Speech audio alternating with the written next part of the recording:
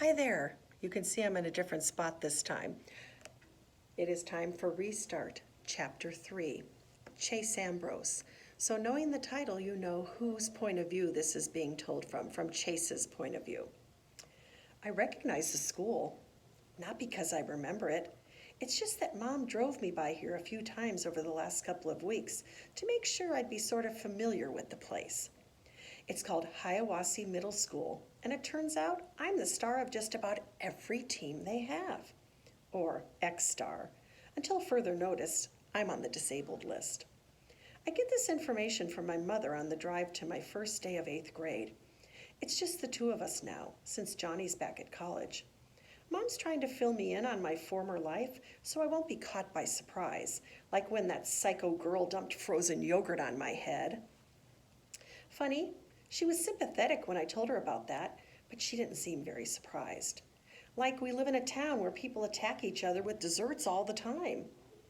Oh, she replied airily, young girls can be so oversensitive, especially with a popular athlete. She smiles at me, you don't smile back. She takes it personally. But I did smile. She's the one who didn't. She went straight for the yogurt. She rolled her eyes. What do you want me to say, honey? I don't even know who this mystery yogurt bomber is. But here's the thing. I think she did know, or at least she could make a pretty good guess. Why would she hold that back? It wasn't like those first days out of the hospital when she was a stranger to me, and I must have seemed plenty unfamiliar to her. Now, as we pull to the curb in front of the school, she's pumping me up with details like names of friends and teachers I get along with. Yet I still can't shake the impression that there's something being left unsaid. But, I prompt. She reddens. But what? I put it to her. Tell me the part you're leaving out. 13 years is a long time, Chase. There's no way I can fill all that empty space for you while we're parked at the side of the road on the first day of school. You're going to hear things about yourself, good and bad, that might surprise you. Just keep your cool, okay? Now, what's that supposed to mean? I asked. She answered, and now I know even less than before. Her face is the color of an overripe tomato. I don't push it. I'll find out soon enough. There are hundreds of kids pouring in the front entrance. Everybody seems to know everybody else. Backslaps and high fives fly everywhere. Several of them fly in my direction, and I smack hands, bump fists, and try to look like I belong, which I definitely don't.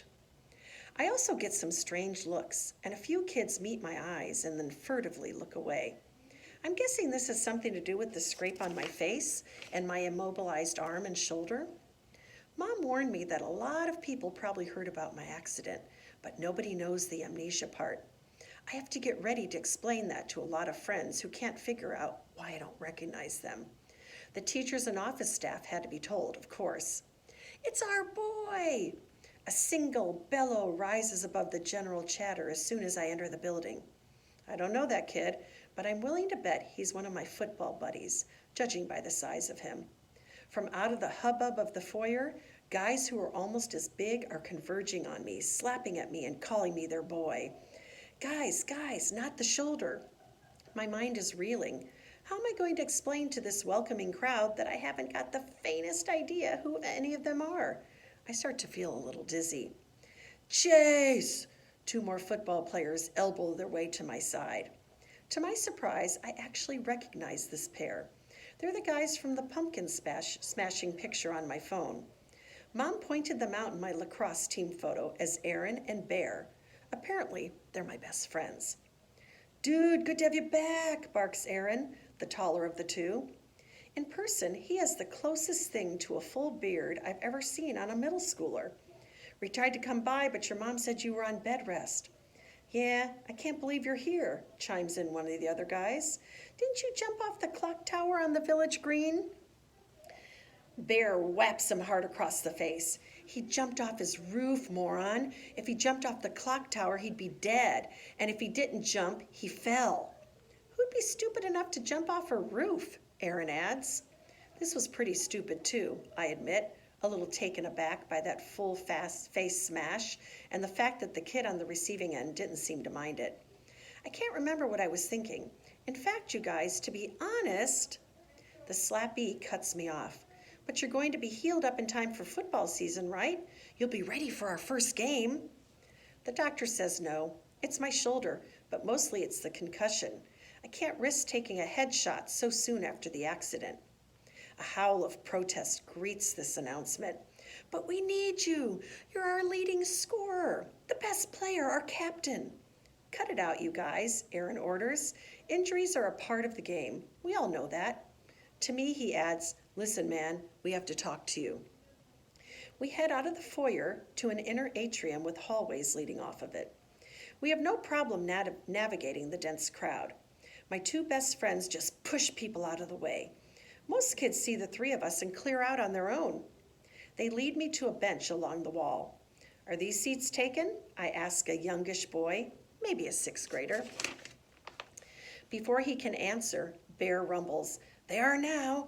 The kid scrambles down the hall, propelled by a hefty shove. I sit down with my fellow pumpkin smashers. Before they can say anything, I burst out with, Aaron, Bear. The names are unfamiliar on my tongue, like I've never spoken them before. I've got something to tell you. When I fell off that roof, I got more than a concussion and sprained shoulder. I got amnesia, too. Bear frowns. Amnesia? You mean you forget stuff? I shake my head sadly. Worse, I forgot everything, like my whole life before I fell. I motion around us.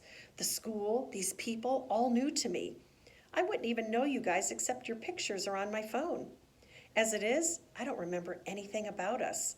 I know we're friends because my mother said so, but everything we did together, that's gone. I catch them eyeing each other like they don't believe me. It makes me mad until I consider how I'd react if a longtime friend told me the same thing. Here I am, the kid they've known all their lives. I look the same, talk the same, and I'm telling them that all our history is completely wiped out? I don't blame them for thinking I'm joking. It is a joke, just not a funny one. I speak again. It's not just you guys. Think how it feels to see some random stranger instead of your own mother, your brother, your dad. And trust me, I'm not loving the thought of dealing with 800 kids in this school who think I'm dissing them because I can't remember who they are. Bear stares at me hard. Wait, you're not kidding, are you? I wish, I say fervently. He's stunned. Wow. Aaron leans forward practically into my face. Yeah, but your memory's going to come back, right? There's an urgency in his voice. He must really hate it that I'm missing out on the good old days. Some of it, maybe, I reply, but also maybe not. The doctor says it's impossible to know. They look at each other again, and there's no mistaking how freaked out they are. I feel a surge of warmth towards these two, my best friends.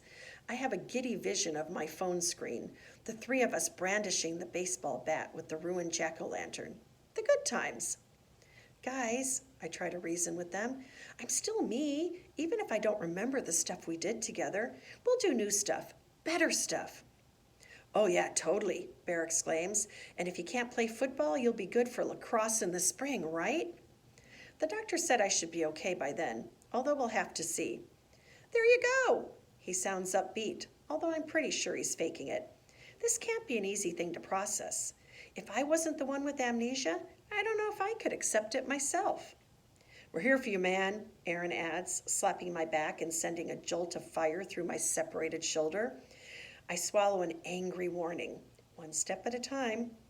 Welcome back, boys, a deep voice intones. A tall man in a charcoal gray suit approaches our bench. Chase, I'm Dr. Fitzwallace, your principal. I thought I'd reintroduce myself, under the circumstances. We've met before, of course. A strangled, you can say that again, comes from Bear. The principal silences him with a single look through steel-rimmed glasses. Chase, come with me. Let's have a little chat. My friends are already slouching off down the hall, so I follow the principal into his office. On the wall are two large framed photographs, and I'm surprised when I identify one of them. It's on my wall too, part of a newspaper clipping about our football championship last year. It's me, helmet pushed onto the back of my head, hoisting the trophy. The other is similar, although you can tell it's a lot older. The pose is almost identical. A young player raising the same trophy. I can't explain it, but the kid looks sort of familiar. That's crazy. How can I recognize him? I don't recognize anybody. Dr. Fitzwallace is watching me. That's your father, our only other win at state, back when he was your age. Wow, no wonder Dad calls me Champ. I should call him Champ too. I tell the principal I didn't know he won at state. I mean, I'm sure I knew at some point. That's exactly what I'd like to talk to you about.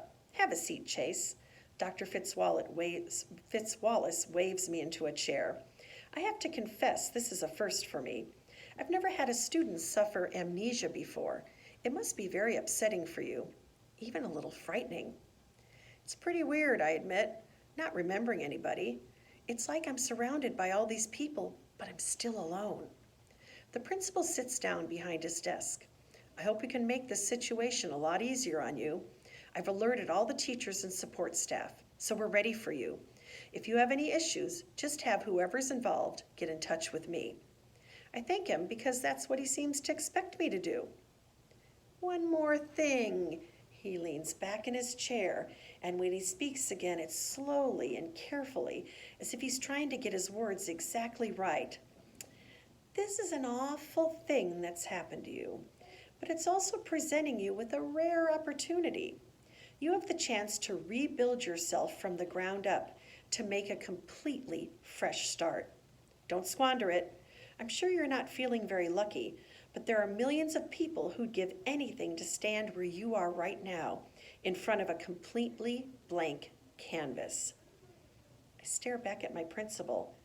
What is he talking about? I'm struggling to discover the person I was, and he wants me to change? What was so wrong about the old me that now I have to be somebody else? We will find that out in later chapters. Thank you for listening. I'll be back tomorrow with chapter 4.